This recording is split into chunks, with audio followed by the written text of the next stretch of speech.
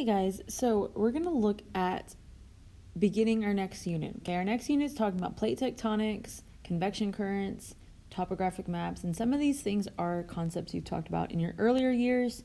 Definitely in 6th grade, you've looked at it kind of in class. We've started looking at some STEM scopes for plate tectonics, so it's jogging some of your memories, but we'll still start and review with the layers of the Earth and what convection currents are. So, looking at our image, our notes here, you have the same things in your notebook. So as you watch this video, I would pause it as you go so that you can go in and fill in your notes and you have it all there and able to look at. So looking at Earth here, you see that it's labeled A, B, C, and D. To the left side, we have these 4 blanks, so we're just going to write down and label what these layers are. Now, this is not new to you. This is definitely something you've discussed in 6th grade. But starting with the very outside and working inwards, A, that's going to be the crust.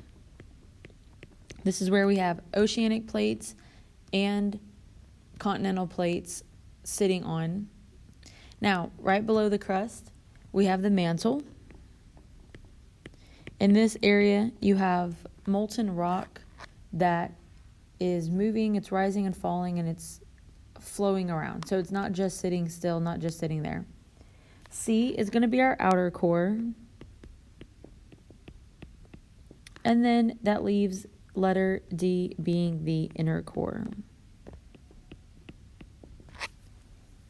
So using this information, let's talk a little more in depth and look at our next diagram here.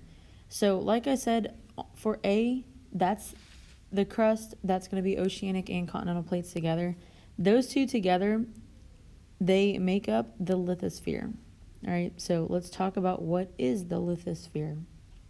And so this layer of the Earth, this is going to be the outer shell of the planet.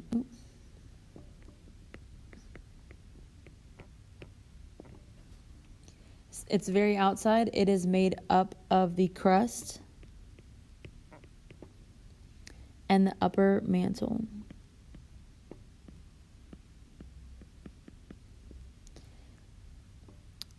This area is going to be brittle. So that means it falls apart easily. It kind of crumbles. It could be, think of it like a cracker or aluminum foil. They hold together, but those things fall apart very easily under a little amount of force. So it's it's brittle, and it is rigid. So it's not smooth. It's rough in texture. And the lithosphere is divided into tectonic plates. We have some major plates, tectonic plates like the Eurasian, the North American plate, the Pacific plate. And so all of these are moving in different directions, causing and creating things on our globe. So let's look at this picture on the right side. That image on the right side has some words down below it. You could just drag those words into the blanks. I'm going to write it. You can write it too if you'd like, but I'm just letting you know, whatever, you can just drag and move them around. So the lithosphere, that is going to be number 1 for us. Because it's part of the crust, but it's also, if I could spell. It's part of the crust, and it's also part of the upper mantle. So it's just a little bit of that molten area all together. So then we move on to our next layer, which is going to be the asthenosphere. I know these words are tricky, but thankfully you don't have to actually pronounce them out loud. So the asthenosphere, though, this is mechanically weak area of the upper mantle. So again, it's at the top of the mantle, at the top of the molten rock area. And in that area, it has plastic-like,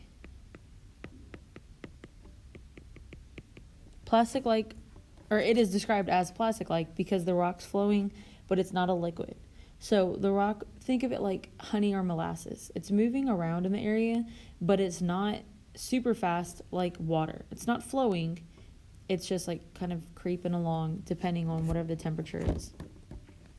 So for the asthenosphere, that's where we have these convection currents that happen. That's where we have the convection currents, the rising and the falling. And so look at this picture down here, and you'll see the different layers and kind of how the asthenosphere and lithosphere happen. So the lithosphere is the very top, that gray layer, and the asthenosphere is found right below it, where you have things moving around.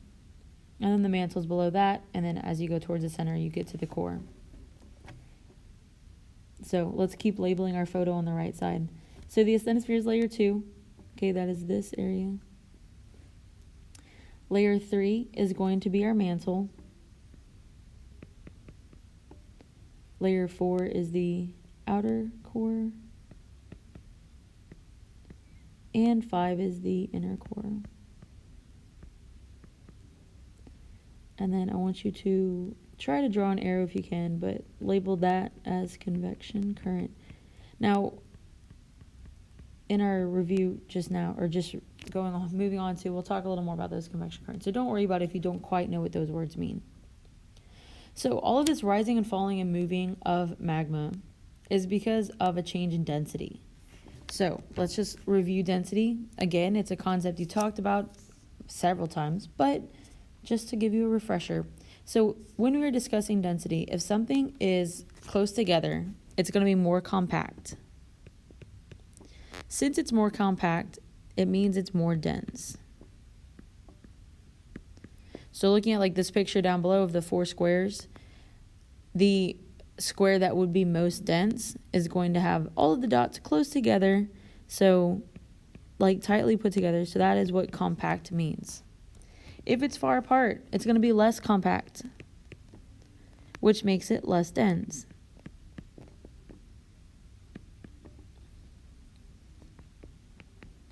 So our squares down below, that would be this square all the way on the left. Now, what causes things to be close together or far apart is temperature. And so if you have hot material, then it's going to be less dense, so it rises. And cool material is more dense, and so it sinks. So take note on that image there, those 4 squares. It gives you a colored arrow down here showing you, so red meaning that it's hot, blue meaning it's cold, and so as something cools down, it becomes more and more compact. And then let's label this photo down at the bottom. I mean, it is quite simple, but if you have something rising, it's going to be hot, or hot temperature, so label that as, we'll just say hot. You can label it as whatever. So hot is rising. As it rises up, it cools down, and so then cool air or cool water or cool magma sinks. So looking at this picture on the right side again, it shows those big circles, those big convection currents. So when something is closer to the outer core, it gets hot. The inner core of the Earth is really, really hot. So as it gets down here, it starts to heat up. As it heats up, it becomes less dense, so it rises. It rises up to the top. As it gets by the crust, it moves further away from the heat source, so it starts to cool down. And so that's why it starts to fall, and it makes this current, this never-ending current. It's always going to be hotter in one area. It's kind of like if you held your hand closer to a flame, whether it's a fire outside or a candle, you'll notice how hot it is, but then of course as you move away, it's cooler and cooler. It's the same concept here. All right, so I would rewatch this if you need to, or just pause as you go, but fill in your notes how they appear here, and it will help you as you move on to the next activity.